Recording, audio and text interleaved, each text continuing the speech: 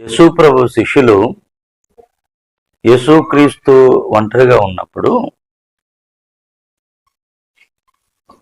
ఆయన బోధించిన చివరి దినాల విషయాలను గూర్చి ఇవి ఎప్పుడు జరుగును, నీ రాకడకు ఈ యుగ సమాప్తికి సూచనలేవి మాతో చెప్పమని అడిగినప్పుడు యేసు ప్రభు చాలా విషయాలు ప్రస్తావించాడు.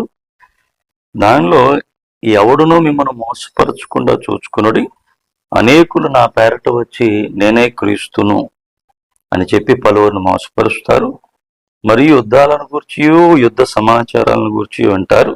మీరు కలవరపడకుండా చూసుకోండి, ఇవి జరగవలసి ఉన్నవి కానీ అంతము వెంటనే రాదని చెప్తూ జనం మీదికి జనమును, రాజ్యం మీదికి రాజ్యమును లేచును, అక్కడక్కడ కరువులను భూకంపములను కలుగును, ఇవి వేదనలకు ప్రారంభములు. అప్పుడు జనులు మిమ్మను శ్రమల పాలు చేసి చంపెదరు, మీరు నా నామం నిమిత్తము సకల జనుల చేత ద్వేషించబడతారు. అనేకులు అభ్యంతరపడి ఒకరినొకడు అప్పగించి ఒకరినొకడు ద్వేషింతురు. అనేకులైన అబద్ధ ప్రవక్తలు వచ్చి పలువురిని మోసపరిచెదరు. అక్రమం విస్తరించుట చేత అనేకుల ప్రేమ చల్లారును, అంతము వరకు సహించిన వాడెవడో వాడే రక్షింపబడును అని చెప్పారు కదా. అద్దం పట్టినట్లు నేటి దినాన ఇవన్నీ కూడా జరుగుతూ ఉన్నాయి. శ్రమల పాలు చేసి చంపుతూ ఉన్నారు. జనం మీదకి జనం లేస్తుంది, రాజ్యం మీదకి రాజ్యం లేస్తుంది. ఇండియా పాకిస్తాన్ యుద్ధాన్ని మనం కళ్ళారా చూస్తూ ఉన్నాం. ఇవన్నీ కూడా వేదనల ప్రారంభాలు, ఇవి జరగవలసి ఉన్నవి. అంటే దీన్ని వ్యతిరేకించటానికి కానీ దీని విషయంలో అభ్యంతరపడటానికి కానీ ప్రభు ఒప్పుకోవట్లే. ఎందుకంటే బైబిల్లో ఖచ్చితంగా చెప్పారు, శ్రమలు వస్తాయి, అక్రమం విస్తరిస్తుంది, ప్రేమ చల్లారిపోతుంది, జనులు మిమ్మను శ్రమల పాలు చేసి చంపుతారు.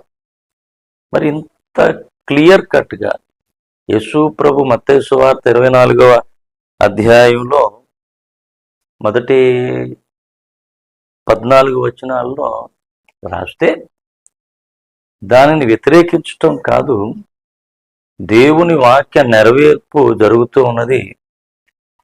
అంత్య దినాలలోనికి మనం వచ్చేసాం. అంతము వరకు సహించే సహనాన్ని, ఓర్పును, విశ్వాసాన్ని ప్రభువు మనకి ఇవ్వాలని అడగాలి. ఇవన్నీ వదిలిపెట్టేసి మనం అవలంబించే వైఖరి, ధోరణి వాక్యానుసారమైనది కాదు. కనుక మనల్ని మనం పరిశీలన చేసుకుందాం. చివరి దినాలలో మనం ఉన్నాం.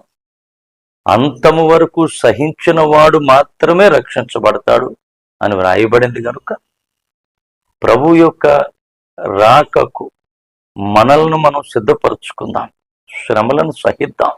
వాక్యములో ఉంది, వాక్యములో ఉన్నదాన్ని మనం వద్దంటూ వాక్యానుసారం కాదు. సత్యాన్ని గ్రహించి మన యొక్క భక్తి జీవితాన్ని కాపాడుకుంటూ శ్రమల గుండా సహించుకుంటూ వెళదాం. ప్రభు యొక్క సన్నిధిలో ఆయనతో అనునిత్యం కలిసి జీవిద్దాం.